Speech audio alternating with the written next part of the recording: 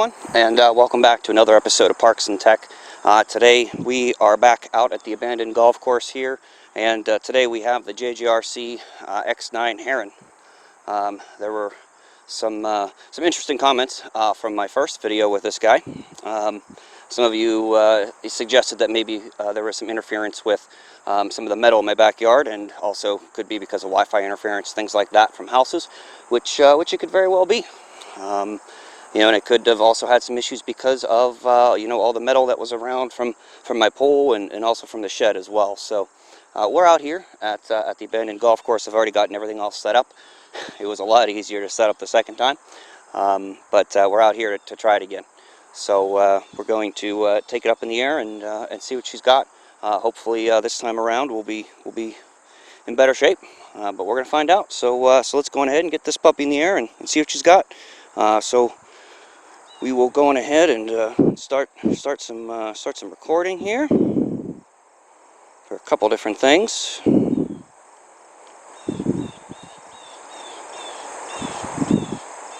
And I'm going to interject.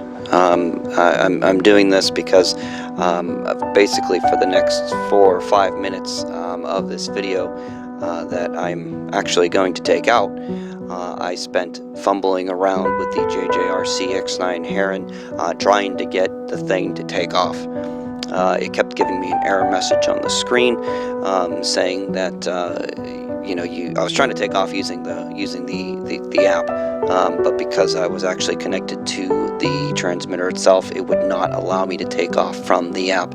It said that I needed to keep using basically the transmitter, and then every time I hit the takeoff and land button on the transmitter, it would not take off.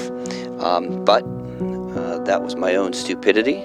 I was not pushing and holding the takeoff and land button to get it to take off.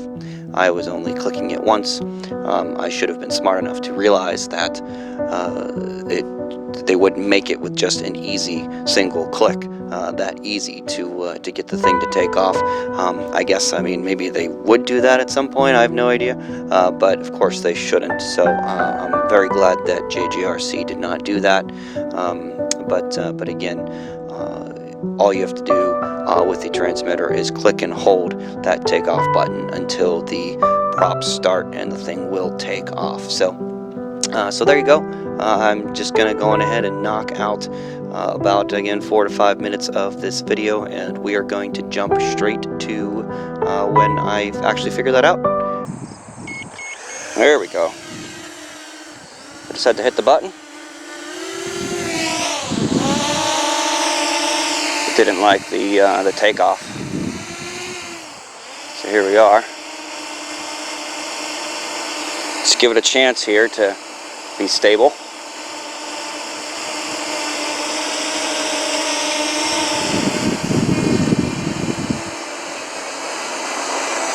And now it's just hovering. It's moving around quite a bit.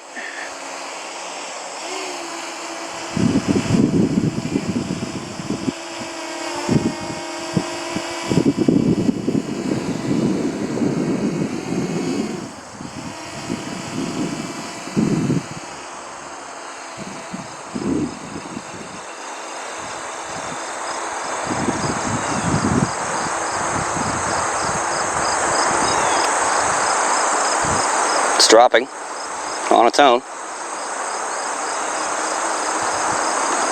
Let's bring it back. Seems to be doing okay.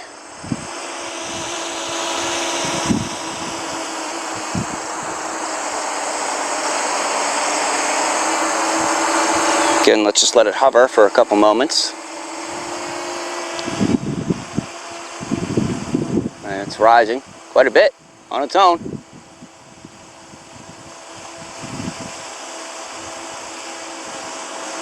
I mean, come on, guys. That's a heck of a lot more than even the Xeno.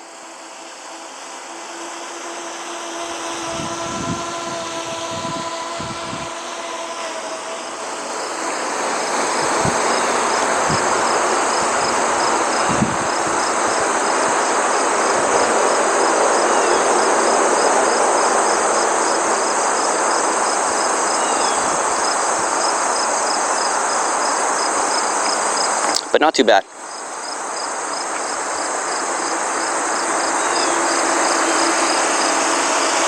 As long as you plan for what it's about to do, then you really should have no problems. Now it actually seems to be hovering pretty nicely. I'm bringing it down there.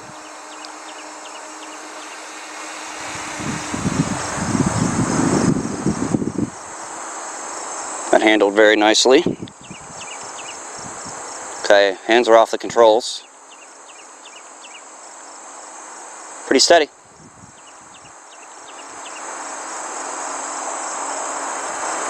Very steady there.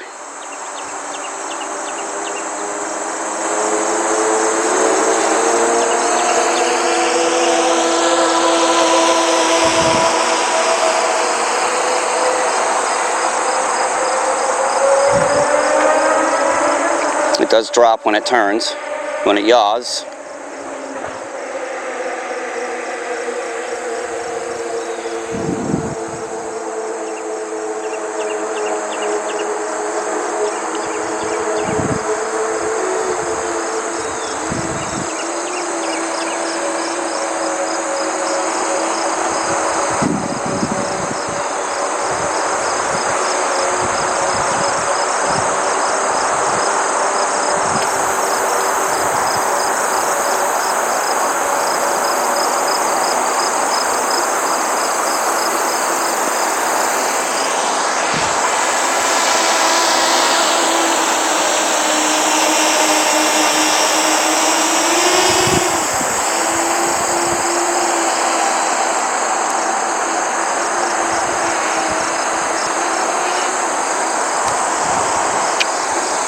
That gimbal's quick.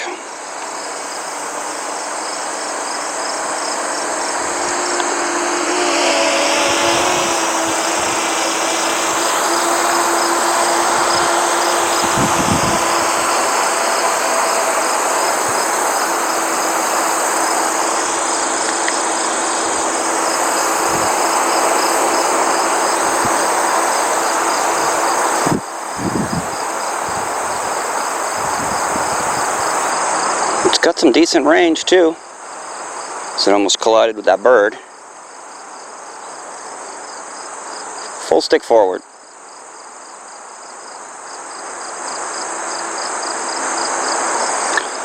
Still full stick forward.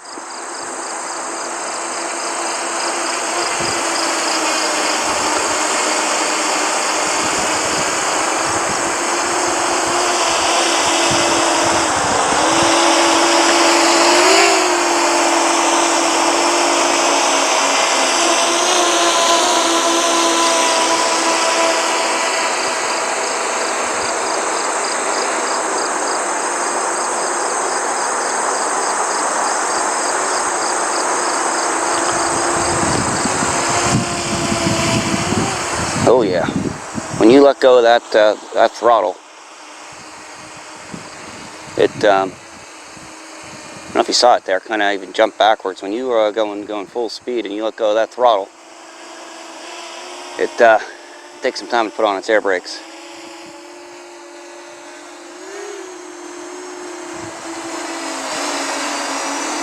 Really wobbling around here once it gets low. Up in the air it seems to be doing okay. Okay.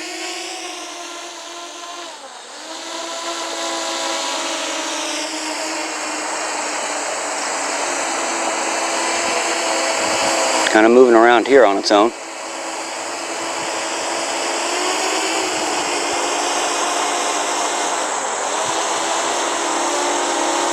Seemed to do better when it was a little higher up and not so close to the ground.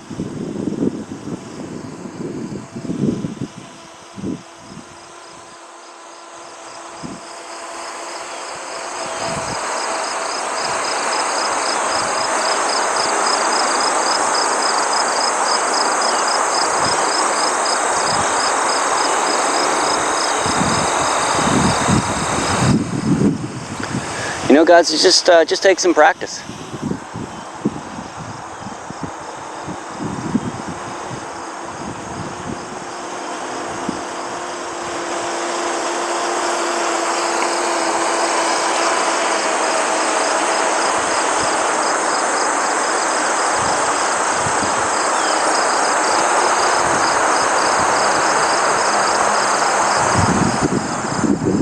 like it just takes some practice, guys and girls, you know. Just gotta get used to the controls, just like with any quad.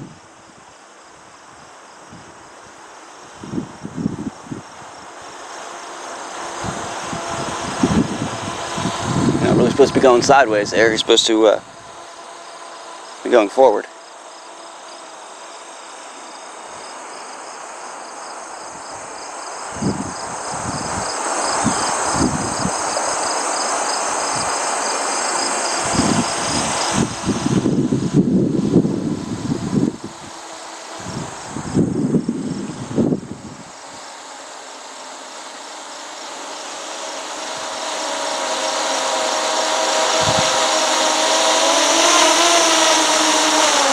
Let's just test this.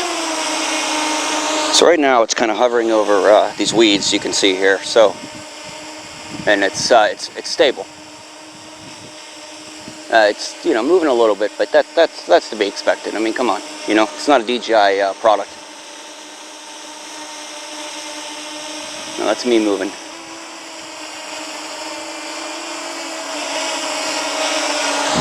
So I do want to point something out. I'd like to point out some of the criticism and comments that I got on this last video with this guy. There was one particular user that said, you know, that I needed to learn how to fly. I actually liked that comment a lot. I did enjoy it because, you know what, if that's what that guy thinks, then hey, you know what, that's what he thinks. You know, and to some degree, I think he's right. You know, I'm not a pro at this by any means. You know, I'm not a pro. I try not to do anything stupid. You know, but I still always do look for criticism. You know, and I like that, and I appreciate honesty, and that's what I'm about, man. I'm sorry, but if a drone's wandering around too much, or you know, you start getting a little uncomfortable with it, then something's up. You know, you definitely need to be comfortable. You know, when you're flying. You know, that's huge. But I just thought I'd share that with you. Go back to my other video and take a look at that if you'd like. I did respond to him and told him that, you know, I really appreciate his honesty. He had also mentioned in that comment that he didn't like my negativity straight from the start. Hey, you know, I didn't really see too much negativity. Yeah, I said some things about it, but I only called it as I saw it. You know, it was a pain in the butt to get started. And you know, it's just really weird how they have some of the controls and how they have some of the Wi-Fi's, you know, some of the Wi-Fi networks set up. You know, whether you connect to the drone or whether you're connecting to, you know, the remote or transmitter. You know, it's just one of those things. You know, it is what it is, and